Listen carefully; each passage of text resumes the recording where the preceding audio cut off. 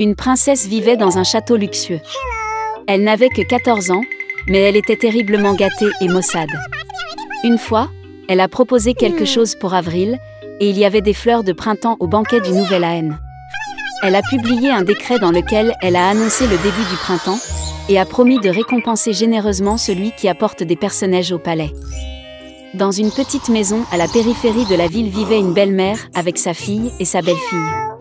La belle-fille était une fille très douce et gentille, et son nom était Masha. La belle-mère et la fille étaient très paresseuses et en colère, et elles blessaient la pauvre fille de toutes les manières possibles. Ils voulaient vraiment recevoir la récompense promise par la princesse, mais ils ne savaient pas où se procurer les personnages en hiver. La vieille femme a décidé d'envoyer Masha dans la forêt pour leur apporter des fleurs printanières. La belle-fille a commencé à implorer sa belle-mère d'avoir pitié d'elle, car il faisait noir et froid dehors. Et quel genre de personnage peut-il y avoir en hiver? Mais la vieille gourmande ne voulait rien entendre. Elle a donné un plus grand panier et a conduit Masha à la porte. La fille gelée avait très peur dans une forêt sombre. Soudain, au loin, elle vit une lumière. Elle était ravie et est allée à sa rencontre.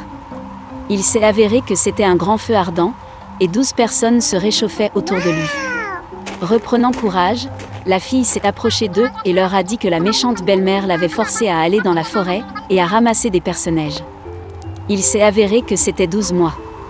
Les frères se sont sentis désolés pour Masha et ont décidé de l'aider. Frère April a scandé un sort, et soudain le printemps est arrivé dans la forêt et dans la clairière. La neige a fondu, l'herbe verte est apparue, les personnages ont fleuri. La fille a commencé à ramasser des fleurs et en a bientôt rempli un grand panier. Le jeune April l'aimait beaucoup et il lui a donné une bague magique. En cas de problème, il doit être jeté au sol, jeter un sort, et les 12 mois viendront à la rescousse. Masha les remercia et rentra chez elle. Lorsque la fille a ramené les personnages à la maison, la belle-mère et la fille en ont été très surprises. Masha était très fatiguée du voyage et s'est immédiatement endormie profondément. Sa demi-sœur soupçonnait que quelque chose n'allait pas. Pendant que la fille dormait, elle trouva sa bague magique et la prit pour elle-même. Après son réveil, la belle-fille a découvert la perte. Elle a commencé à supplier pour rendre la bague, mais sa belle-mère et sa fille ne voulaient rien entendre. Prenant un panier de personnages, ils se précipitèrent vers le palais royal. Dans le palais, il y avait un arbre du Nouvel Aen magnifiquement décoré.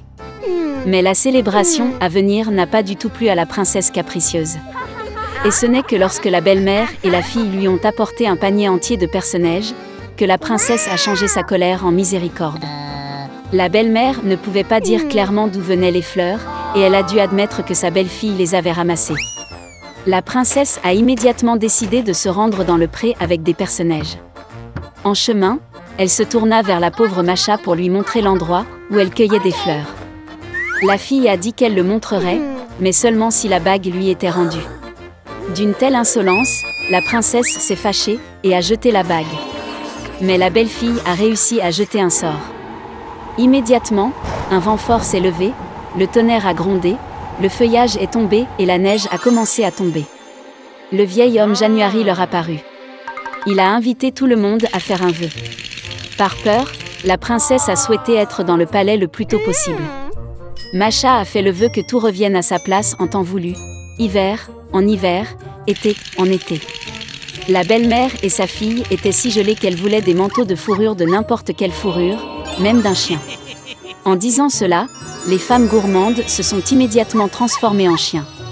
Ils étaient attelés à un traîneau sur lequel la princesse devait se rendre au palais.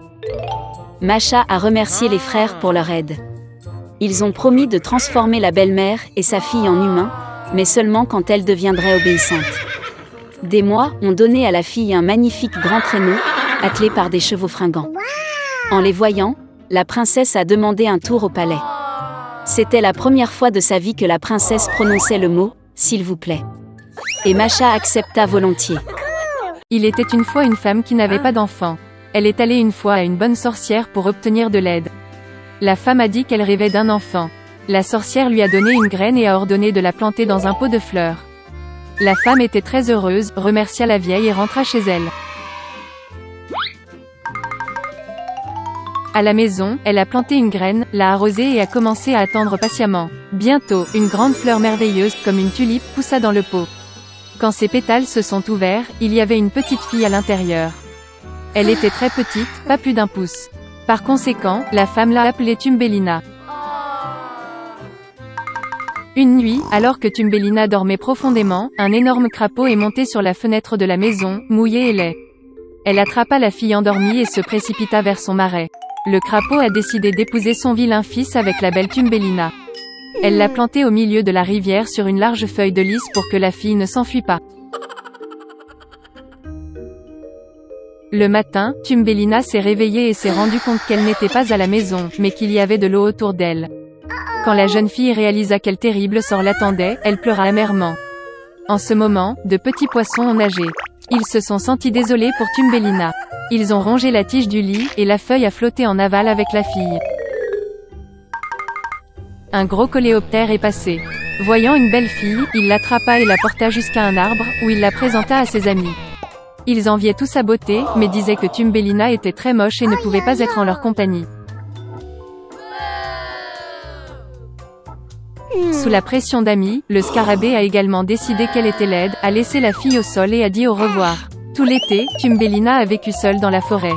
Elle a tissé un berceau pour elle-même avec de l'herbe et des feuilles.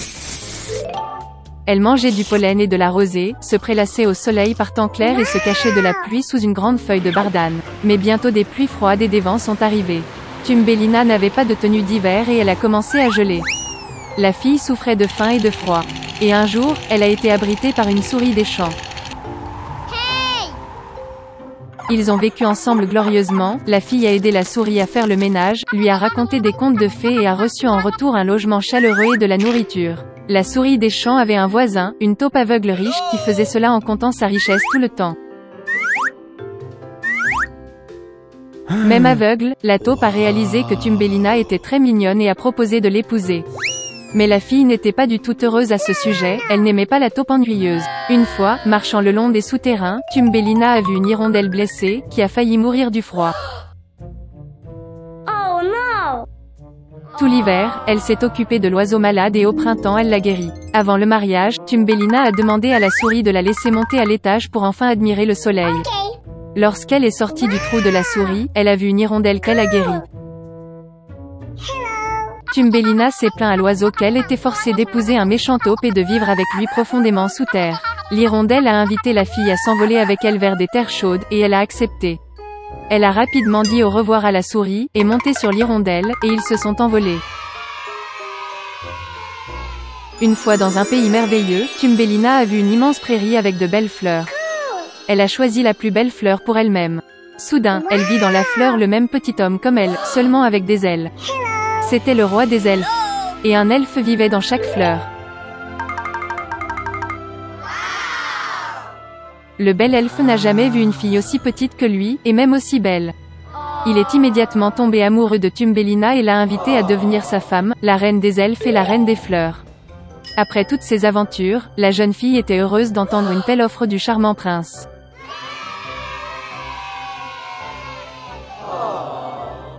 Elle a accepté avec joie. L'elfe prit Thumbelina par la main, et au même moment 2 ailes apparurent derrière elle. Maintenant, elle est devenue la reine des elfes. Et depuis, ils ont vécu heureux pour toujours.